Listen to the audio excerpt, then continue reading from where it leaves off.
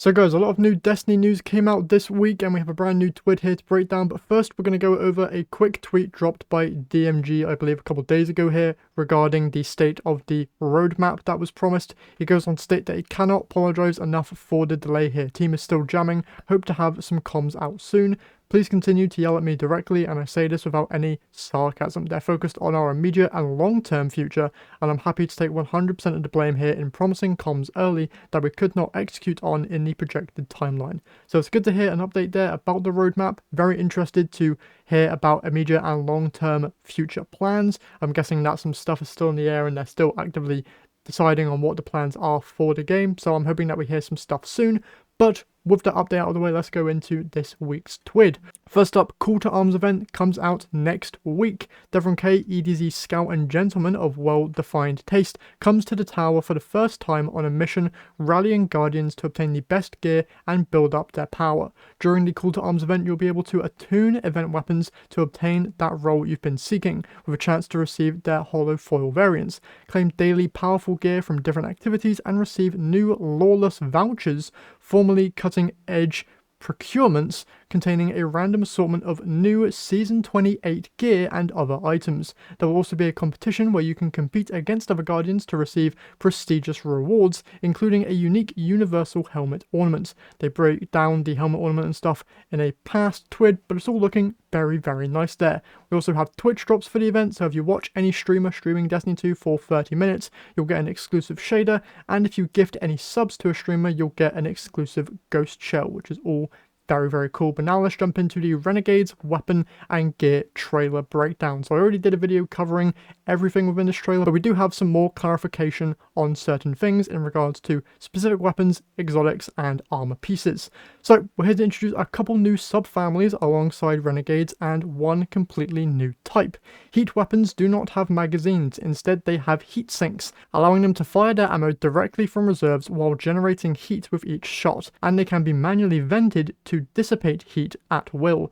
But be careful, overheating these weapons will force a sustained vent before you can fire again. They also have a couple new stats to look out for. The first one being heat generated, how much heat is generated per shot, cooling efficiency, how quickly the weapon will cool down when not being fired, and vent speed, how fast the weapon reduces heat when manually vented or overheated. We've split the heat weapons into two archetypes. Heat weapons you have dynamic and balanced. Dynamic has higher base damage, higher heat generation, and weapon cools down more rapidly between shots, and balanced, very low heat generation, manually venting at high heat greatly increases venting speed. In addition to the above benefits, primary ammo heat weapons have the intrinsic effect of dealing bonus damage to powerful combatants. And keep an eye out for a new heat-based perk and some fun interactions that we have added to some exotic armors, existing perks, and subclass atoms. Okay, so for the weapons here we have the modified B7 pistol, a stasis hand cannon of the dynamic heat weapon type. We have the all or nothing pulse rifle strand with a dynamic heat weapon type. We have the M17 fast talker, a brand new stasis SMG of a balanced heat weapon type. We have the compact defender, a brand new void sidearm of a dynamic heat weapon. Uncivil discourse, a brand new arc special ammo hand cannon. Okay, so that's sad to hear that that hand cannon with the scope is going to be special ammo, but it's a dynamic heat weapon.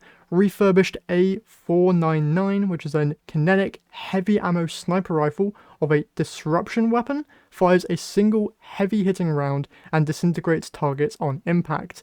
Then you have the Praxic Blade, which is a special ammo sword, kinetic, and is an exotic. And then we have Heirloom, which is a special ammo crossbow, solar, and also an exotic. So I'm guessing that Heirloom might be the Season Pass exotic that we get immediately upon the DLC's launch, and then Praxic Blade I feel like will either be a quest exotic or tied to the dungeon. I think either or, they might just have it be a post-campaign quest or have it be tied to the actual dungeon, since there was some hints that there will be some unlocks for the Praxic Blade via the dungeon. Don't know if it will just be unlocks or the full blade itself, but we'll have to wait and see. Moving along then, we have exotic armor pieces. So these were previewable within the brand new trailer, but we have for hunters, Fortune's Favor. After landing a final blow while at full health or when out of combat for an extended duration, your shields will recharge into an overshield. When you have an overshield, your weapons gain increased accuracy, stability, handling, and damage against combatants, and final blows will grant a short period of increased mobility once the overshield is depleted. For Titans, you gain Praxic Vestments, gain an air move jetpack, where weapon and arc-powered melee final blows build up jetpack fuel. Activate your jetpack while airborne with a forceful blast that exhausts nearby enemies, then fly forward based on the amount charged. Collide with a combatant to unleash a blinding blast of arc energy and gain a temporary bonus to your melee stat. Seems very, very good there. I'll be very interested to see if this works with every subclass or if it's just kind of tied to arc there, as it does have some arc-based things within it. If it's an exotic that can be used with every subclass on Titan, I feel like every Titan is going to be using this thing as soon as humanly possible. Then for Warlocks, we have the Demo Suffusion, where while a Strand super is equipped, casting Rift will suspend nearby combatants. Suspend deals damage over time, and healing you in the process. Combatants who break free from Suspend suffer additional damage, and defeating suspended targets heals you a moderate amount.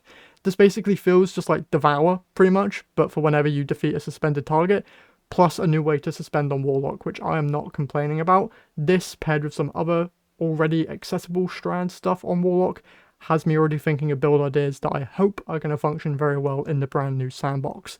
But then we have Celebrate Veterans Appreciation Month with us. I believe there's a brand new emblem here for anybody who donates, which is absolutely amazing, so be sure to do that. Then they have the Cosplay Cosmodrome returns, which is an article going over a whole load of different cosplays which look absolutely amazing. Last week of Festival of the Lost. Festival of the Lost will end on the 11th of November, so this is the last week you'll be able to get any and all loot from that event, so make sure you grab anything you are wanting. Final fashion and creation picks. So Festival of the Lost 2025, just some final little cosplays and fashion here. This looks absolutely incredible. Love this. All of this looks really, really cool. That's amazing. Yeah, just some cool stuff overall. Is there anything else? Festival of the Lost sale extended, so if you want stuff from the Bungie store to get this emblem, they've extended the sale, which is nice. And then just your player support report.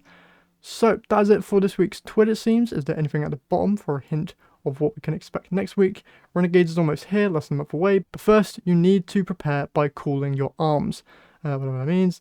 Okay, so literally nothing in the bottom of the TWID here. I was expecting a little more from this TWID, as they did promise a sandbox preview next week, but it seems like I said previously, that was just a preview of the different weapons and the exotics. Hopefully though, starting next week, we should be learning a whole lot more about this DLC. There are some content creators over at Bungie, I'm guessing playtesting certain stuff, so they'll probably have a whole load of videos going out about pretty much most of the stuff that we already know. I'm guessing they'll be playing through probably the new activity and using some of the new weapons and exotics that we've seen recently. But yeah, very excited to learn more. Hopefully we get a whole lot of information next week. But with that all said, that is it for this TWID breakdown. Hopefully you guys have enjoyed. If you did, if you could leave a like and subscribe to the channel, I would very much appreciate it. And I'll see you all in the next one.